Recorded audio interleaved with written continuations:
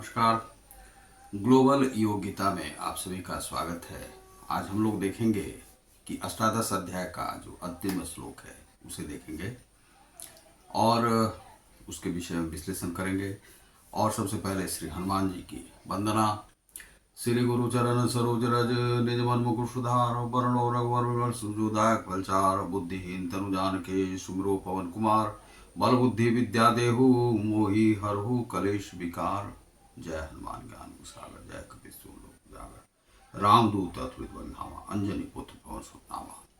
ओम वक्रतुंड महाकाय सूर्यकोटि संप्रभा निर्विघ्नं कुरु मे सर्व कार्येषु सर्वदा। ओम जयंती जय मंगला काली भद्रकाली कपालिनी दुर्गा क्षमा सुधा लक्ष्मी नमस्ते स्वाहा। ओम त्र्यंबकं यजामहे सुगंधिं पुष्टिवर्धनम् उर्वारुकं बन्धनान् मृत्युर्मुक्षयमामृता स्वाहा। यह श्लोक अंतिम श्लोक है अष्टादश अध्याय का। इसमें हमें देखना है यत्र योगेश्वरः कृष्णो यत्र पार्थो धनुर्धरः तत्र श्री विजयो भूति ध्रुवा नीतिर्मतिर्मम मतिर्मम। अब इसका अर्थ क्या है? यत्र मतलब जहां, योग ईश्वर योग के स्वामी श्री कृष्ण हैं। कृष्ण भगवान श्री कृष्ण, उनके कई नाम हैं। यत्र तहां या जहां उन्हें कहते हैं। पार्थ पृथा पुत्र, धनु धनुर्धर धनु को चलाने वाला। धनु क्या होता है? धनुष, धनुष को। बो इंग्लिश में बो कहते हैं। तत्र वहां, श्री ऐश्वर्य रहता है। विजय जीत, भूति विलक्षण शक्ति, ध्रुवा निश्चित, नीति भी रहती है वहां जहां ईश्वर है। और मति और मम मेरा मत ऐसा है। श्री व्यास जी कहते हैं कि जहां योगेश्वर श्री कृष्ण है और जहां परम धनुर्धर अर्जुन है वहीं ऐश्वर्य, विजय, अलौकिक शक्ति तथा नीति भी निश्चित रूप से रहती है, ऐसा मेरा मत है। यही जो है यहाँ पर कहा गया है कि जहाँ पर श्री अर्जुन रहते हैं श्री कृष्ण के साथ। और अर्जुन कौन है? तो धनुर्धर है, महाधनुर्धारी है, न्यायकर्ता है। और वहीं पर यदि श्री कृष्ण रहते हैं तो वे महायोगेश्वर हैं, योग करने वाले हैं और योग का विधान भी बनाने वाले हैं। और वे महाज्ञानी हैं, परम ज्ञानी हैं, नीति नियंता हैं। ऐसे श्री कृष्ण का जहां पर वास है और वहीं पर यदि धनुर्धर श्री अर्जुन रहते हैं जो महाधनुर्धर हैं, तो वहां पर क्या रहता है? वहां पर ऐश्वर्य भी है, विजय भी है, अलौकिक शक्ति है, नीति भी है, निश्चित रूप से रहती है, ऐसा मेरा मत है। ऐसा जो है कहा गया है श्री गीता में। तो गीता केवल ग्रंथ नहीं है। गीता को आप ग्रंथ मानते हैं, लेकिन यह हिंदू धर्म की नीति ग्रंथ इसे मान सकते हैं और हिंदुओं की जीवन शैली का ग्रंथ मान सकते हैं। अब आप कहेंगे कि भारत का तो इतना पतन हुआ है, तो भारत पतनोन्मुखी रहा है। भारत पतनोन्मुखी नहीं रहा है। यह शरणदाता बन गया, सबको शरण में लेने लगा, शांति का प्रचारक था। और बीच में जब गौतम बुद्ध यहाँ पर रहने लगे तो गौतम बुद्ध कौन थे? तो शांति के प्रचारक थे। वे सत्य, अहिंसा, परमो धर्म मानते थे। वही जो है महात्मा गांधी ने भी माना है। तो महात्मा गांधी तो बहुत बाद में आए, उनसे पहले जो भारत का पतन होना था, चूंकि हम शांति के प्रचारक हुए, शांति के प्रचारक विश्व में शांति के प्रचारक के रूप में हम जाने गए जब महात्मा गौतम बुद्ध आए। और गौतम बुद्ध के आने के बाद यहाँ पर शांति व्यवस्था बनने लगी। लेकिन यहाँ पर उससे पहले जो अशोका तक का जो राज था, तो अशोका ने यहाँ पर पूरा जो है अफगानिस्तान, पाकिस्तान, ये सब जितने भी थे सबको भारत में मिला दिया था। और भारत का जो पहले का जो नक्शा आप देखेंगे, वह हम उस समय में विश्व गुरु थे और भारत एक हिंदू राष्ट्र था। हिंदुओं की पूजा होती थी, हिंदुओं की गरिमा को सब जानते थे, हिंदू वीर होते हैं ऐसा भी सब मानते थे।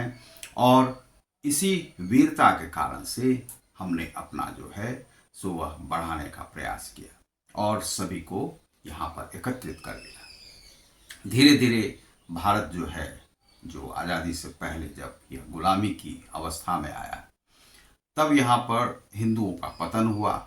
वह क्यों हुआ? तो शांति, सत्य, अहिंसा के प्रचार के कारण से। लेकिन क्या हम सत्य अहिंसा का प्रचार नहीं करें? वह भी आवश्यक है, लेकिन अपनी धीरता को भीरुता में नहीं बदलना है, अर्थात हमें डरपोक नहीं बनना है। जहाँ पर हम डर कर कार्य करते हैं, रहने लगते हैं, वहीं हम समझ जाएं कि प्रजातंत्र का नाश हो रहा है। भय से जहाँ पर जीवन चलता है, आप 2 कदम आगे तक नहीं जा सकते हैं। जैसे कश्मीर में था, तो वहाँ पर भयभीत, ना केवल भयभीत, वहाँ पर भय देने वाला होता है, भय जो खाने वाला होता है वह तो भयभीत है ही, और भय जो देने वाला है वह भी भयभीत है, क्योंकि उसे भी डर होता है। जो भी भय देगा, भयाक्रांत करेगा दूसरों को, वह भी भयाक्रांत रहेगा। हिंसा जो भी फैलाएगा वह भी हिंसा का शिकार होगा, चाहे वह पाकिस्तान हो या दूसरा, चाहे चाइना हो। यदि वह करेगा इस प्रकार के कर्म, तो आज नहीं तो कल उसकी भी मृत्यु निश्चित है, हिंसा का शिकार होगा। तो यही भारत में होते रहा है। और कश्मीर की जो स्थिति थी, भय में हिंदू ही नहीं रहते थे, मुसलमान भी रहते थे, और देश के प्रति जो सोचते थे वह भी जो है वह भयभीत रहते थे, भयाक्रांत रहते थे। तो इस प्रकार से उन्हें भी सेना से डर लगता था। सेना तो उन्हें भी मारेगी। भारत के जो रक्षक हैं वे किस प्रकार से छोड़ देंगे अपने नागरिकों को? तो इस प्रकार से वे आतंकवादी भी मारे जाते थे। उसी प्रकार से भयाक्रांत, जो भय के साथ यदि आप रहते हैं अपने घर में और अपने देश में, तो आप समझिए आप सुरक्षित नहीं हैं, और वह प्रजातंत्रीय मूल्यों को खतरा है। और उन प्रजातंत्रीय मूल्यों से आपको किस प्रकार से निकलना है, भय से किस प्रकार से निकलना है, तो वह गीता आपको निकालती है। तो श्री कृष्ण ने भयभीत इस संसार को भय से नहीं, वह सम्मान के साथ रहना सिखाया। सठे साठ्यम समाचरित, जो जैसा है, जैसी करनी वैसी भरनी, और उसे वैसा ही दंड मिलना चाहिए। यदि कोई हमारे ऊपर इस प्रकार से आघात करता है तो क्या हमें छोड़ देना चाहिए? तो जो गौतम बुद्ध थे या महात्मा गांधी थे, वे कहते थे कि एक गाल पर कोई थप्पड़ मारे तो दूसरे पर भी मारता है तो मार दे। लेकिन यह जीवन शैली नहीं है। हमें अपने स्वाभिमान के साथ जीना होगा, शांति के साथ जीना होगा, दूसरों के मूल्यों को, दूसरों के मानव अधिकार को, दूसरों के अधिकार को समझना होगा। यदि हम दूसरों के गाल पर थप्पड़ मारेंगे तो आपके भी गाल पर थप्पड़ लगेगा। तो हिंदू राष्ट्र में थोड़ा सा पतन हुआ था। जो बलशाली थे, वीर थे, वह हम शांति के जब प्रचारक बने, तो शांति में भी हम गुरु थे, अहिंसा में भी गुरु थे, हम आगे बढ़े। लेकिन हमने अपने को समझा नहीं कि हमें वीरता के साथ भी रहना है, नहीं तो यह जो संसार है वह हमें खा जाएगा। इसीलिए हम गुलामी की जंजीरों में जकड़ गए। अब बात चलती है कि क्या भारत हिंदू राष्ट्र है? तो हिंदू राष्ट्र वास्तव में भारत कल भी था, आज भी है, और कुछ लोग जो आतताई बाहर से आए, उन लोगों ने कुछ लोगों को बदला, और वे लोग देखेंगे कि वे लोग भारतीयता से ओतप्रोत हैं, उनके गुण भी ओतप्रोत हैं। वे भी उसी प्रकार से रहते हैं जिस प्रकार से हिंदू रहते हैं, उसी प्रकार से मुस्लिम भी रहते हैं। लेकिन उन्हें परिवर्तित किया गया, उन्हें बदला गया। तो वे मान लीजिए थोड़ी मात्रा में हैं, पंथ उनके अलग हैं, तो कोई फर्क नहीं पड़ता है, मान लीजिए। लेकिन क्या है कि भारतीयता को कोई नुकसान नहीं पहुंचा। कोई दूसरे धर्म वाले आए हुए हैं, दूसरे धर्म को मानते हैं, तो यह क्या है, हिंदू है भारतीयता।